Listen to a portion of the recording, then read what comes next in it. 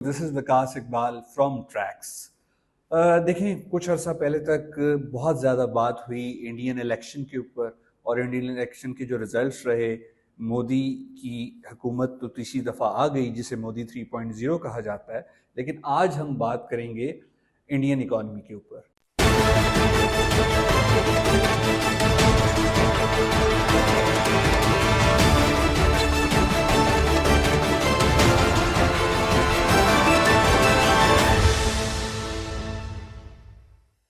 Recently prime minister Modi ने एक तकरीब के अंदर इंडियन इकॉनमी की बहुत ज़्यादा तारीफ की, और उन्होंने बताया कि बुलिश ट्रेंड यानी upward trajectory of growth Indian economy में चल रही है। बल्कि वो यहाँ तक कह गए कि इस वक्त जो दुनिया में दौर चल रहा है, दुनिया चल ही इंडियन एरा के ज़रिए रही है। तो इस पर बात करने के लिए मैंने अपने प्रोग्राम में बुलाया है डॉक्टर अतहर मंसूर को, और हम पहले भी इंडियन इकॉनमी पे भी और इंडियन इलेक्शन पे भी वीडियो कर चुके हैं। तो आप चाहें तो हमारी प्रीवियस वीडियोस भी देख सकते हैं। लेकिन अब हम बात करेंगे Modi 3.0 and the current status of Indian economy. जी sir, welcome to the show. कैसे हैं सर आप? बिल्कुल ठीक है सर, बताइए, जो मोदी साहब ने कहा है, ये एग्जैजरेटेड स्टेटमेंट है, मुबालगा आराई है, या इसमें कुछ हकीकत भी है? देखिए, इंडिया की जो इकोनॉमिक ग्रोथ की ट्रेजेक्ट्री है पिछले कई सालों की, उसको अगर रोरिंग ट्रेजेक्ट्री कहा जाए तो वो एग्जैजरेशन नहीं होगा। अच्छा, रोरिंग का मतलब? रोरिंग का मतलब है कि it has consistently stayed above 7 और 8%। ठीक है। 6% से ऊपर जो भी जीडीपी की ग्रोथ रेट्स होते हैं बड़ी कंट्रीज, स्पेशली इंडिया जैसे मुल्कों के भी, छोटों के लिए तो वो काफ़ी सॉलिड होते हैं, लेकिन बड़े मुल्कों के लिए भी वो बड़े हैवी ग्रोथ रेट्स होते हैं। तो इंडिया अभी भी 6% से ऊपर है। तो आई थिंक कि ये जो उनकी स्टेटमेंट है कि the world is living through an Indian era, ये कुछ हद तक जो उनके ओपोनेंट्स हैं वो तो इसको एग्जैजरेशन कहेंगे, लेकिन to be very honest, India जो biggest economies of the world हैं या जो लार्जेस्ट इकोनॉमीज हैं, तो उनमें फास्टेस्ट ग्रोइंग इकोनॉमी है। तो वो ये भी कहते हैं अमूमन कि हम fastest growing economy amongst the big economies हैं। तो that is why he claims के world is living through Indian era.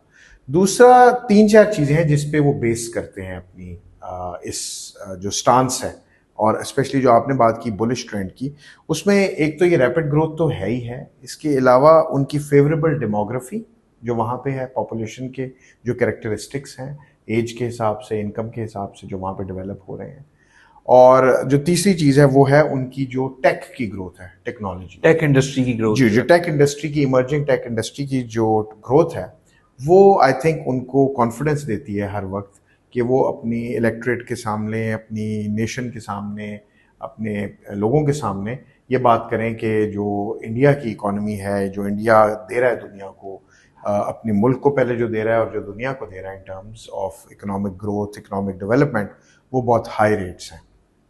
तो ये बेसिकली है उसका।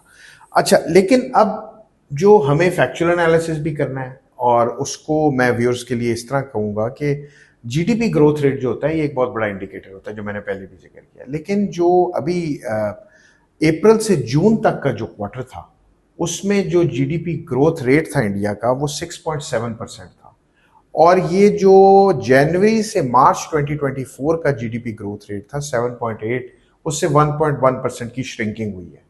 तो ये तो एक अलार्मिंग तो इस नहीं कहेंगे, लेकिन एक वरिंग चीज हो सकती है। मतलब एक ये कह सकते हैं कि जरा थोड़ा सा डाउनवर्ड है as compare to past, recent past. Yes, तो 1.1% जो शेव ऑफ हुई है इकोनॉमी, वो डिफरेंट रीजंस की वजह से, लेकिन ये एक वरीसम हो सकता है मोदी गवर्नमेंट के लिए, मोदी 3.0 जो आपने कहा है, जो इस वक्त गवर्नमेंट इंस्टॉल्ड है। ठीक है। दूसरा डेटा जो अक्टूबर में अभी रिलीज हो रहा है, अक्टूबर में कुछ डेटा आया है फ्रंट पे, जिसमें उन्होंने बेसिकली बताया है कि जो एक इंडेक्स है जो ट्रैक करता है आउटपुट को, प्रोडक्शन की, मैन्युफैक्चरिंग की, उसमें उन्होंने 8 इंडस्ट्रीज आइडेंटिफाई की हैं जहां पे रिडक्शन हुई है मैन्युफैक्चरिंग में आउटपुट की। उसमें स्टील है, सॉरी, उसमें कोल है, उसमें ऑयल एंड इलेक्ट्रिसिटी जो है वो प्रोमिनेंट है, जिसमें रिडक्शन हुई है। और ये जो रिडक्शन हुई है इसकी आउटपुट में, इस इंडस्ट्री की, ये more than 3 years, it has not been seen in the last 3 years। तो उससे ये जो क्रिटिक्स हैं मोदी गवर्नमेंट के या मोदी 3.0 के, वो थोड़ा सा कॉन्फिडेंस उनको मिला है कि जी वो क्रिटिसाइज कर सके कि जी ये जो गवर्नमेंट है इसकी जो इकोनॉमिक पॉलिसीज हैं वो उस तरह नहीं रह पा रही जिस तरह ये पहले चल रहे थे। इसके अलावा एक कार सेल्स जो होती हैं किसी भी इकोनॉमी में, वो प्रॉक्सी होती है कंजम्पशन का। तो सितंबर में जो कार सेल्स थी इंडिया में वो 90% ईयर ऑन ईयर रिडक्शन हुई है उनकी। तो ये भी एक सिग्नल है कि इकोनॉमी में कंजम्पशन का जो पैटर्न है वो ड्विंडल किया है या वो थोड़ा सा रिड्यूस हुआ है। और जब कंजम्पशन पैटर्न्स जो हैं वो रिड्यूस करते हैं तो गवर्नमेंट के लिए कई दफ़ा ये वरीइंग सिचुएशन, यानी कार जैसी जो रीजनेबल कमोडिटी है उसकी खरीद में जो कमी आई है इंडियन कंज्यूमर की तरफ से, वो भी हमें बता रही है कि इकोनॉमी में थोड़ा सा डाउनवर्ड ट्रेंड आ रही है। इसके अलावा जो टैक्स कलेक्शन है गुड्स एंड सर्विसेज की मद में या जो उसके हेड में, वो भी रिड्यूस हुए हैं और वो भी मोर देन 3 इयर्स में इतनी बड़ी reduction, it's a biggest reduction in more than 3 years. तो ये 3-4 चीजें हैं जो ये शो कर रही हैं। अच्छा सर, मैं आपसे पूछना चाहूंगा कि जो इंडियन ऑपोजिशन है कांग्रेस, जिन्होंने इंडिया नेम का इलेक्शन अलायंस भी बनाया था और सारे, तो इंडियन कांग्रेस की एज अपोजिशन क्या पॉइंट ऑफ व्यू है मोदी की इस स्टेटमेंट या क्लेम के ऊपर? जी अच्छा, मैं ये इंडियन कांग्रेस का जो एक स्टांस है या जो क्रिटिसिज्म है उसकी तरफ आता हूँ, लेकिन उससे पहले मैं एक और व्यूअर्स को एक चीज एनालिसिस के तौर पे बताना चाहता हूँ। वो ये कि ये जो हमने अभी फिगर्स डिस्कस की हैं, जीडीपी की रिडक्शन का, आउटपुट में रिडक्शन का, कार सेल्स की रिडक्शन का, टैक्स गुड्स एंड सर्विसेज की कलेक्शन में रिडक्शन का, ये चीज़ें वर्सन भी हो सकती हैं। और वर्सन होने के लिए 2 फैक्टर्स जो हैं वो बड़े क्रिटिकल हैं, यानी ये बुरी से बदतरीन भी हो सकती है। जी, और उसमें जो 2 चीज़ें हैं वो है एक मिडिल ईस्ट का क्राइसिस, अच्छा, अगर वो एस्केलेट कर जाता है, ठीक है, और इसके अलावा ऑयल प्राइसेस अगर कंटिन्यू करती हैं, ऑयल प्राइस हाइक आती है उस क्राइसिस की वजह से, उसकी वॉर की वजह से oil prices if they continue to go up तो इंडियन इकोनॉमी पे बड़ा इंपैक्ट पड़ सकता है। एक थोड़ा सा अगर मैं इधर एक्सप्लेन करने की कोशिश करूं सिंपल वर्ड्स में, कि अगर ऑयल की प्राइस सिर्फ $10 पर बैरल बढ़ जाए इंटरनेशनल मार्केट में, क्योंकि इंडियन इकोनॉमी 85% इंपोर्ट्स पे डिपेंड करता है ऑयल्स की, तो ऑयल के जो शॉक्स होते हैं उसके अगेंस्ट बड़ी वल्नरेबल है इंडियन इकोनॉमी। तो अगर $10 पर बैरल बढ़ जाए प्राइस, तो इंडियन इकोनॉमी में से 0.4% जीडीपी ग्रोथ रेट श्रिंक कर सकता है। अगर $10 सिर्फ बढ़ जाए, $10 पर बैरल अगर बढ़े, पर बैरल, क्योंकि इंडिया को फिर सब्सिडीज देनी पड़ती हैं, और जब subsidies, fuel subsidy Indian government देगी तो उससे गवर्नमेंट की स्पेंडिंग दूसरे सेक्टर्स के लिए क्राउड आउट होगी। ठीक है, ये इंपॉर्टेंट चीज थी जो मैं चाह रहा था कि बता दूं before coming to Congress criticism. तो सर कांग्रेस क्या कहती है इस बारे में? जी, कांग्रेस में देखें, ऑल्दो जो इंडिया की जो साइड है, जो सपोर्टिंग साइड है इंडियन गवर्नमेंट की, वो तो कहती है टेम्परेरी ब्लिप्स हैं इंडियन ट्रेजेक्ट्री में। और रिजर्व बैंक ऑफ इंडिया ने एक रिसेंटली मीटिंग भी की है जिसमें उन्होंने इंटरेस्ट रेट्स भी सेम रखे हैं और 7.2% फोरकास्ट है वो भी रखी है। लेकिन कांग्रेस जो है वो इसके बारे में थोड़ी सी स्केप्टिकल है। और अच्छा जी, और जयराम रमेश एक कांग्रेस लीडर हैं, उन्होंने ये कहा है कि इंडियन इकोनॉमी 3 बड़े मसाइल का शिकार है इस वक्त जो 3 big clouds are hovering, dark clouds are hovering over Indian economy.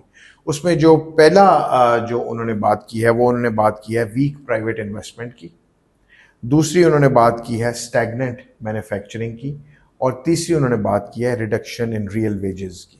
अच्छा सर, वीक प्राइवेट इन्वेस्टमेंट को थोड़ा सा एक्सप्लेन कर दें व्यूअर्स की। प्राइवेट इन्वेस्टमेंट देखिए ऐसे होता है कि जी, जब आपका जो इन्वेस्टर प्राइवेट पर्पसेस के लिए for profit and loss, for not for loss basically, for returns on his investment, private तरीके से प्राइवेट सेक्टर के अंदर कोई फर्म मैन्युफैक्चरिंग की या सर्विसेज इंडस्ट्री में लगाए और उससे फिर वो अपनी इन्वेस्टमेंट पे रिटर्न्स कमाए, इसको हम कहते हैं प्राइवेट इन्वेस्टमेंट। इसके अलावा उन्होंने जो बात की थी वो स्टैग्नेंट मैन्युफैक्चरिंग की है। मैन्युफैक्चरिंग आपको पता है बड़ा इंपॉर्टेंट फैक्टर है इंडिया जैसी इकोनॉमी के लिए, कि जहाँ पे इंडस्ट्रियलाइजेशन हुई है बहुत ज़्यादा पिछले काफ़ी अरसे में, और अगर मैन्युफैक्चरिंग स्टैग्नेंट रहे तो फिर आपकी जीडीपी ग्रोथ रेट्स उतने नहीं बढ़ सकते। तो ये उन्होंने कांग्रेस का ये 3 बड़े क्रिटिसिज्म है, और कांग्रेस ने इसको इस तरह भी बताया है कि जी आपकी जो आउटपुट है, मैंने आपको पहले भी जिक्र किया, growth in output 8 critical sectors में मैन्युफैक्चरिंग, जिसमें कोल मैंने बताया था, ऑयल का बताया था, वो रिड्यूस हुआ है। तो वो कहते हैं कि अगर ये ग्रोथ आपकी मैन्युफैक्चरिंग की रिड्यूस होगी तो इंडियन इकोनॉमी में बड़े एडवर्स इफेक्ट्स आएंगे। इसके अलावा लेबर के इश्यूज भी इंडिया में चल रहे हैं। तमिलनाडु में एक सैमसंग ने एक फैक्ट्री लगाई हुई है, यूनिट लगाया, और वहाँ पे सेकेंड मंथ हो गया है लेबर स्ट्राइक का। पे के इश्यूज हैं, कोई वेजेस के इश्यूज, तो उसके ऊपर मोदी का जो ख्वाब है कि वो इंडिया को एक इलेक्ट्रॉनिक्स का हब बनाए, वो डैम्पन हो सकता है। और लेबर के इश्यूज जो हैं वो सिर्फ वेजेस लेवल पे या पे डिस्प्यूट्स पे कन्फाइंड नहीं है, बल्कि लेबर के इश्यूज जो हैं वो इसलिए भी इंडिया में बढ़ रहे हैं कि इंडिया की 46% लेबर इस वक्त एग्रीकल्चर में है, और ये इंक्रीज है 43% जो 2018-19 में था। इसका मतलब है ऑलमोस्ट 68 मिलियन, 6 करोड़ 80 लाख लोग जो हैं वो लेबर फोर्स में एंटर हुए एग्रीकल्चर में। अच्छा, तो ये एक इंडिया के लिए एक बहुत बड़ा एक चैलेंज है कि वो लेबर फोर्स जो यहाँ पे ज़्यादा आ रही है या इधर इतना बड़ा चंक अभी है, उसको मैन्युफैक्चरिंग की तरफ कैसे लेके जाना है। इसके अलावा अनएम्प्लॉयमेंट रेट्स या जॉबलेसनेस के जो रेट्स हैं वो भी हाई हैं अभी। सेंटर फॉर मॉनिटरिंग इकोनॉमी, जो इंडियन इकोनॉमी को मॉनिटर करता है, उसने बताया कि जॉबलेस रेट जो है वो 7.8% है, और ये लास्ट 2 ईयर्स से यहीं पे खड़ा है, despite Indian GDP growth rates जो एक एनविएबल ग्रोथ रेट्स रहे हैं रीजन में रहे हैं। तो गवर्नमेंट जो है उसके लिए एक बहुत बड़ा चैलेंज ये है कि गवर्नमेंट की ज़्यादा सब्सिडीज़ का जो पॉट है वो इस वक्त फोकस्ड है कैपिटल इंटेंसिव इंडस्ट्री के लिए। तो गवर्नमेंट उसको कैसे लेबर इंटेंसिव इंडस्ट्री पे लेके जाए सब्सिडीज़ को, ताकि वहाँ से भी कुछ निकल सके और वहाँ की लेबर भी प्रोडक्टिव ज़्यादा हो सके। और फाइनली आई थिंक कि गवर्नमेंट को इंसेंटिव्स देने पड़ेंगे फर्म्स को कि वो अपने ऑपरेशंस को स्केल अप कर सकें, ताकि वो इंडियन इकोनॉमी में जो स्टैग्नेशन है मैन्युफैक्चरिंग की उसको ओवरकम कर सकें। और रियल वेजेस भी तभी बढ़ेंगे जब मैन्युफैक्चरिंग के अंदर बूस्ट आएगा प्रोडक्टिविटी में। तो व्यूअर्स, जैसा कि डॉक्टर अथर ने बहुत ही तफसील से वाजे कर दी असल तस्वीर जो इस वक्त इंडियन इकॉनमी या मईशत की चल रही है, मोदी की जगह अगर कोई भी लीडर हो तो वो ऐसी सूरत हाल में शायद ऐसी ही स्टेटमेंट देंगे, क्योंकि वो नहीं चाहते कि उनके वोटर्स का मोरल डाउन हो। लेकिन देखना यह है कि अब मोदी 3.0 के अंदर जहां पे इंडियन इकॉनमी खड़ी है, क्या इससे बेहतरी की तरफ आगे जाएगी, यहीं रहेगी, या मजीद इसके अंदर डाउनफॉल आएगा। Till next time, take care.